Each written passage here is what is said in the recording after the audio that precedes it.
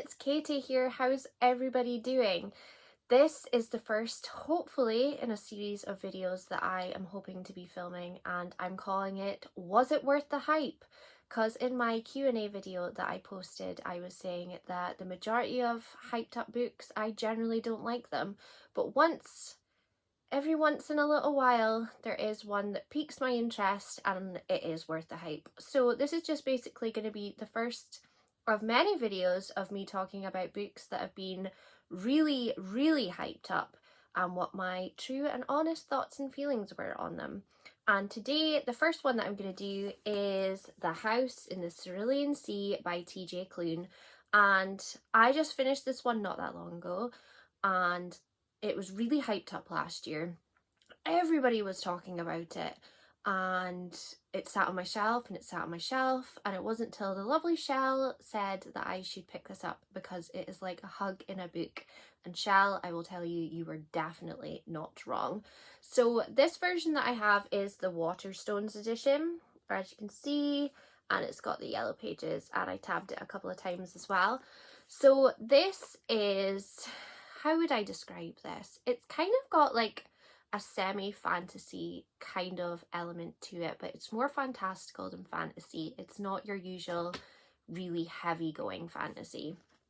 And it is about this guy called Linus Baker, who is a guy that just lives a pretty ordinary life. He goes to his day job, goes home, has his cat, and has the worst neighbour in the world. That's kind of what his life is, and it's basically Groundhog Day every day for him.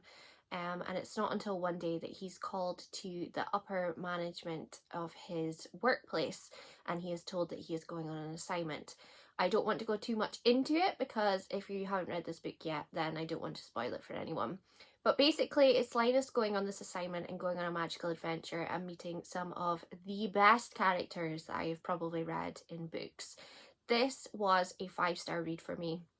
Believe it or not, it's so hyped up as well, and it was a 5-star. There was a lot that I couldn't fault with this book. The first bit of it started off really slow for me, but picked up within about 20 pages. So it's not really a slow start at all. It's a 400-page book, so it's a nice sized book. And it was just so magical and wonderful. And I can't give it any more praise than I literally am, because it was so wonderful. It's definitely what I needed from my life right now, because everything's been a bit slow motion. I've spent a lot of time in bed from being poorly, and this has kind of made me feel a lot better in the way that mentally it really cheered me up, and I think this is what I was really needing, and I didn't really know I was needing it until I read it. So if you've not read this before, then I would highly recommend it. I've not read any other books by him. Under the Whispering Door is his newest one that's just come out, so I'm hoping to read that one this year. It hasn't been hugely hyped up yet though, so I'm going to hold fire and see if it becomes really hyped up, and then obviously I'll give my review on it. But this is my first Was It Worth the Hype? And yes, it definitely was. Can you in the comments tell me if you've read this before? If you have, I would love to speak to you about it. I think I'm going to say my favourite character is actually Talia. I'm just going to go into it.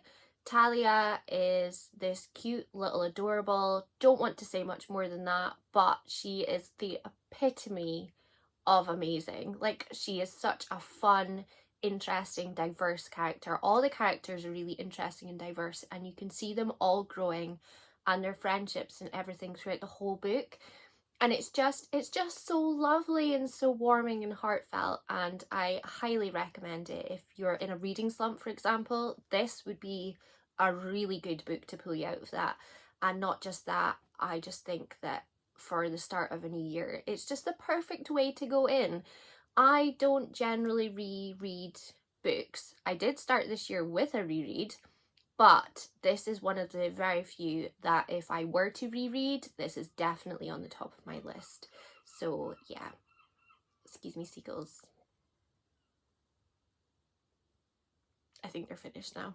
So yes, as I was saying, highly recommend. Was it worth the hype? Yes, it bloody well was. Please pick it up. It's so worth it. I don't think you can get the Waterstones edition anymore, but there is other beautiful editions of it. Also, if you're from a different country and you have a different cover, can you please share it with me? Because I love seeing different editions of books. Also, if you've got any special editions, any signed editions, if you head over to my Instagram and give them a wee share and tag me in them, or if you head over to my Twitter and have a wee chat there, I'm really excited about talking about this book with people. So please, please, please get in contact if you would like to share the love of House on the Cerulean Sea. Thank you so much for watching today. This is a little bit of a shorter video, but it is the first in a series. So please hold tight because the next one will be with you very, very soon. Have a lovely day. Goodbye.